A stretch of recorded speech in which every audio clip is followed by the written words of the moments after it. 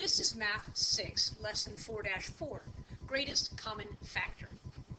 A common factor is a factor that two or more numbers share. A greatest common factor is the greatest or largest number shared by all of the numbers. Today we're going to look at greatest common factor. One of the things you have to be able to do to find a greatest common factor is know the factors of a number. So if we wanted to list all the factors of 48, and we've done this before, we've listed factors, we would simply take 48 and divide it by all the numbers possible. For example, 48 is 1 times 48. It is 2 times 24. Will 3 go into 48? Well, let's see. 8 and 4 is 12. It's divisible by 3, so 3 will go into 48. 3 goes into 48 16 times. So 3 times 16, 4 times 12, 6 times 8. And I think now that we've gotten to 6 times 8, we're fairly close together, because the only number between 6 and 8 is 7. Therefore, that would be the last factor.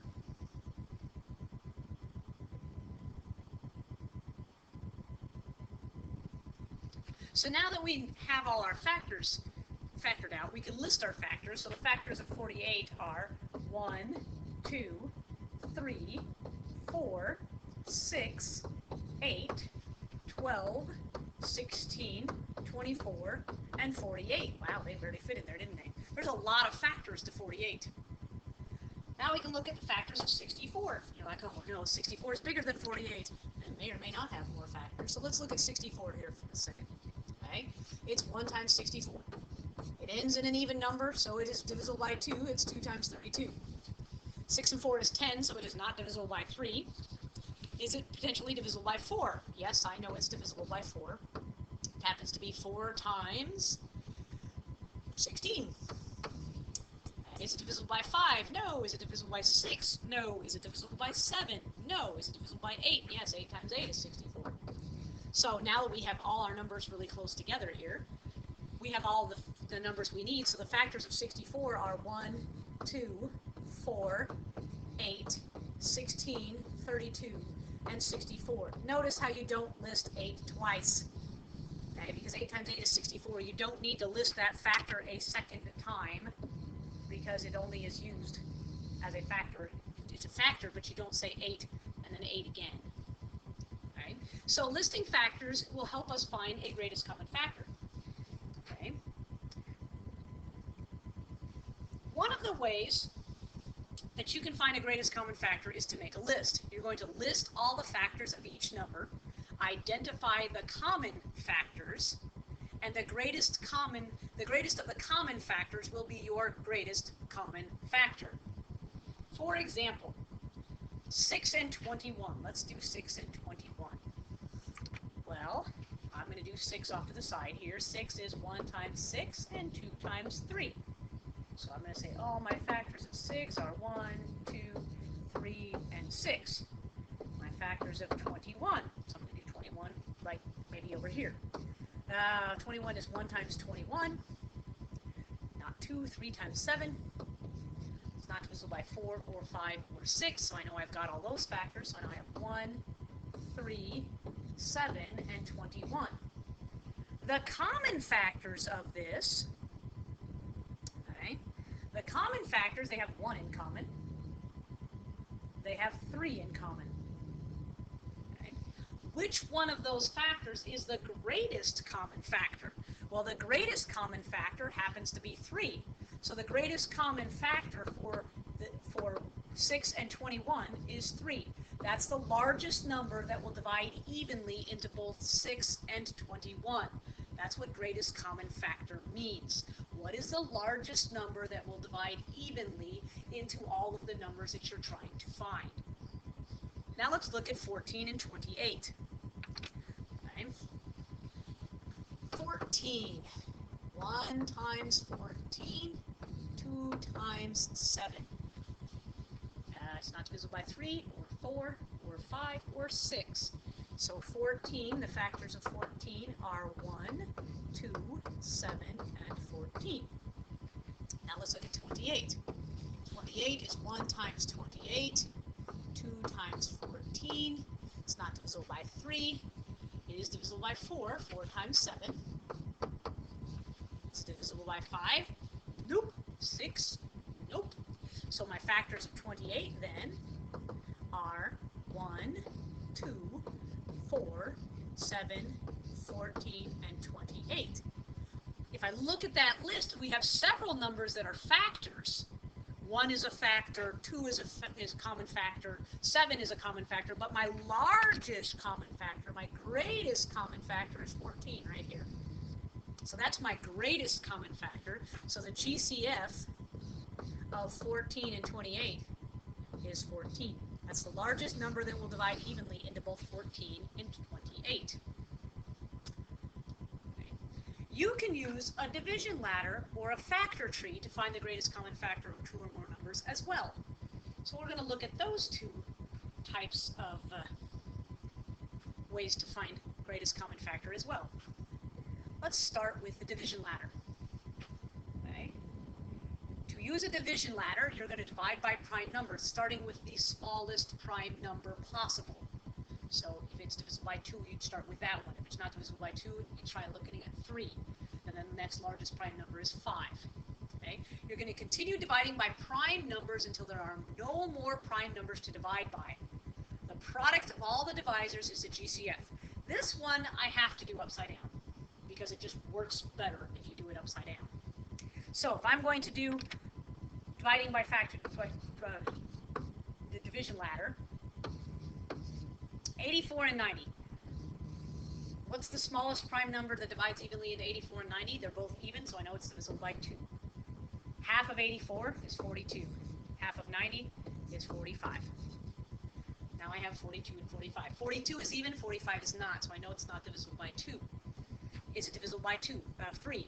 4 plus 2 is 6. That's divisible by 3. 4 plus 5 is 9. That's also divisible by 3. So these numbers must be divisible by 3. 3 goes into 42 14 times. 3 goes into 45 15 times. Right? There's nothing left that will divide evenly into both 14 and 15.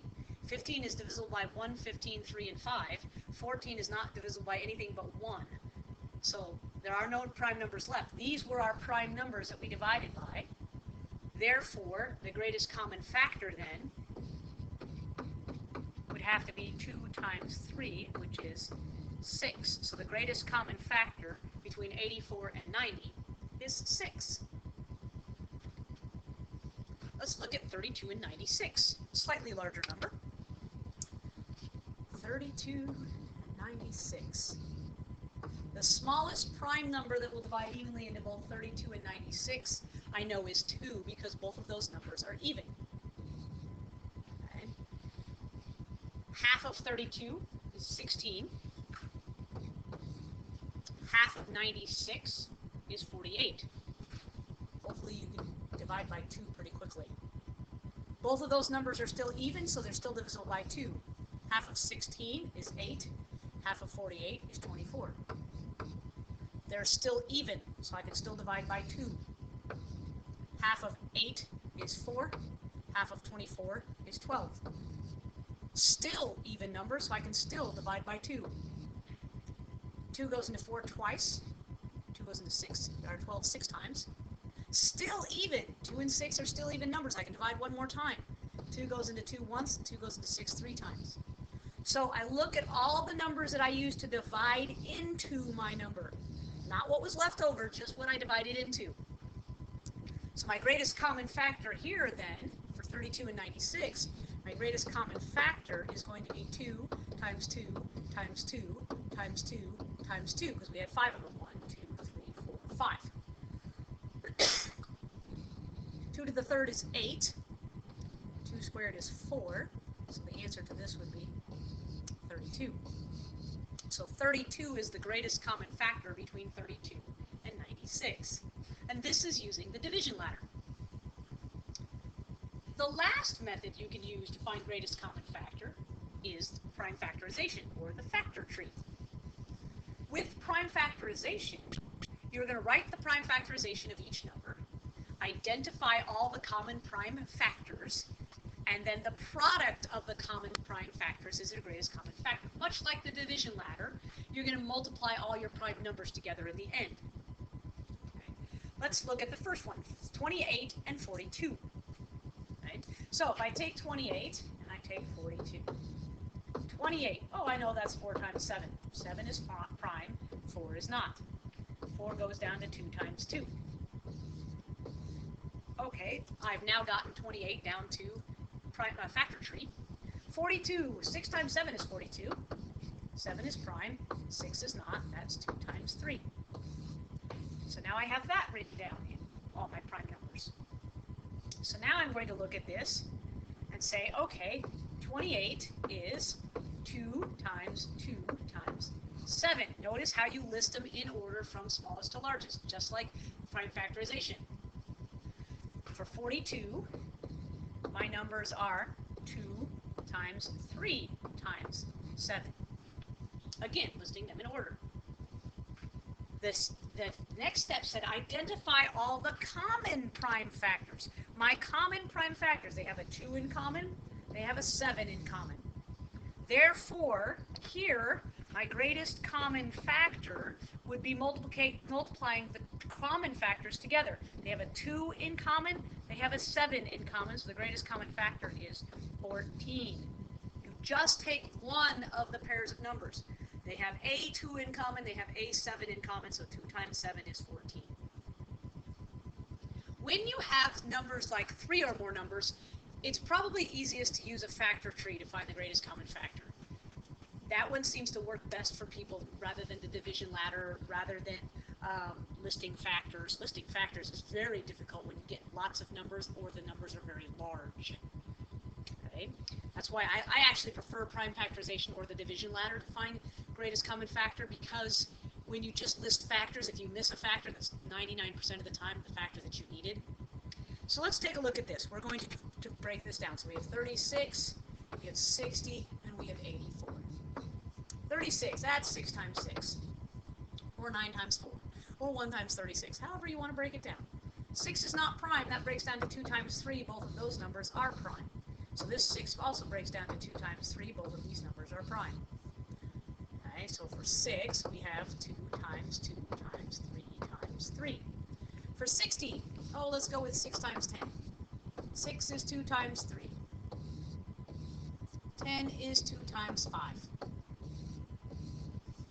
So for 60, my prime factorization is 2 times 2 times 3 times 5. 84. Okay, 84 is 2 times 42. 2 is prime. 42 is 6 times 7. 7 is prime. 6 is 2 times 3.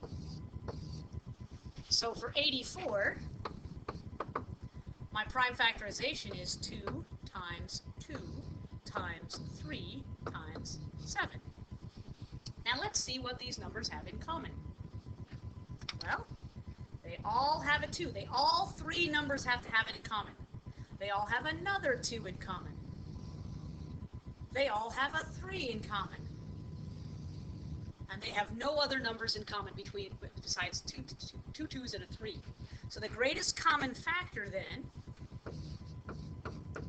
between 6, 60, and 84 is going to be 2 times 2 times 3, which happens to be 2 times 2 is 4 times 3 is 12. So the greatest common factor of 6, 60, and 84 is 12.